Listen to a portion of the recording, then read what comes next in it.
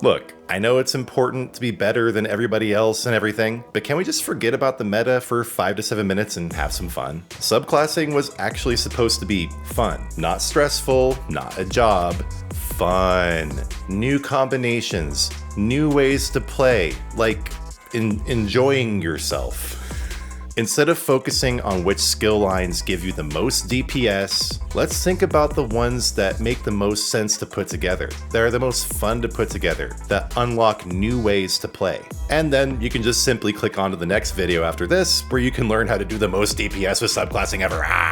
I'm going to go through each of the 7 classes and give you one skill line that I think is a must-have to add to your toolkit. Whether it's because it gives you summons, gives you a cool ability, or even just the passives involved. There'll be plenty of time to run yourself ragged chasing the meta later. For now, just take a breath and enjoy your time with Spopes. Now first, for my favorite class, the Sorcerer, can you guess what I might choose? Absolutely, Daedric summoning. You got your bird, you got your monkey. They're cool, they do stuff. You also get some pretty cool passives. Ultimate abilities down by 15%, stamina and health recovery up by 20%, max health up by 10%. It's a pretty powerful skill line too. Plus, people have been complaining about this monkey and this bird for so freaking long. The bird is better than most healers, and the monkey is just terrifying. Keep that thing away from me. I really don't see the point of subclassing the other ones. I love crystal frags, but I wouldn't really want it on a different class. Same goes for stormcalling. I only really like the lightning hands anyway.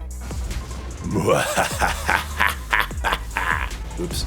Well, don't do what I just did and attack an NPC. I'm just gonna go cool off in the water here for a bit. Oopsie. Moving on to Warden. If this was Greybles and we were in Adventure Time, you probably would have already guessed the theme. That's right, I like summons. I think they're fun. Sue me. I recommend Animal Companions from the Warden, mainly for the bear. Replace whatever ultimate you have with the bear. On my Sorcerer, I'm getting the bear. I like the bear. You also get Cliff Racer, you get the Netch, and you get this super run fast thing that gives you angel wings. I like that skill. You get health, you get ultimate, magicka and stamina recovery, and you get extra crit damage. But mainly you get a bear. Do you notice that part? There's a big old chonkin' bear following you around with these glowing eyes. That makes it fun.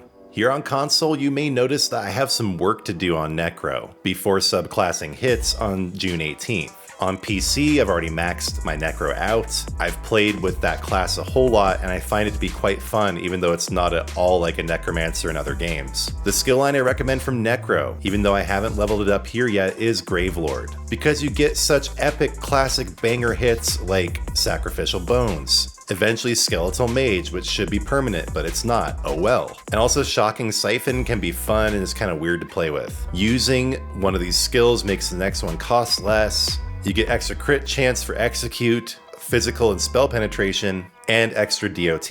But mainly you get Blast Bones and Skeletal Mage, which you can also morph into Skeletal Archer. And yes, if you haven't guessed the theme yet, it is companions or pets or whatever you want to call it. And I will have a 100% pet build for subclassing coming out soon. But for now, let's move on to Arcanist, which doesn't actually have any pets at all. You might find this approach boring at this point, but I still like the beam. So I'm going to recommend Herald of the Tome, mainly for Fate Carver, but you also have the Flail, you have Imperfect Ring, and then as far as passives go, crit damage and crit healing, increased weapon and spell damage, just whenever you restore magicka or stamina, status effect and status effect chance, and physical and spell penetration. Just slap the beam on somebody who shouldn't have it. If you aren't chuckling afterward, there's something wrong with you.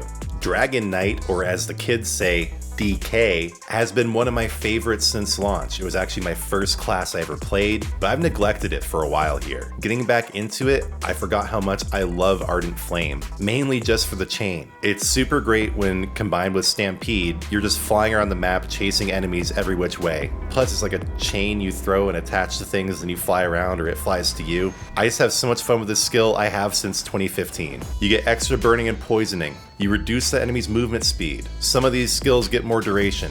This one's kind of trash. And then you get more damage to your flame and poison again. Really, I'm just recommending this one for the chains. It'll just be funny to just throw out a chain randomly on an Arcanist or a Sorcerer or whatever when somebody's least expecting it, especially in PvP. Man, there's gonna be so many hilarious moments in PvP, I just can't wait. Bye, Lion Buddy. 2 more classes to go. You think we can make it? On the Nightblade, I like Shadow, mainly because of this guy, Dark Shade. So for pet builds, this is a must. Just this little doppelganger that appears and follows you around, kind of creepy, kind of shadowy, kind of weird, but I like him. Then along with Dark Shade, you get the ultimate Veil of Blades, Refreshing Shadows for extra recovery, Shadow Barrier if you don't have Oaken Soul could be useful, Max Health, and you can increase the duration of your little buddy here. The passes really aren't that great. This is another one I recommend just for one skill, your little creepy buddy. Come on, creepy buddy, let's go.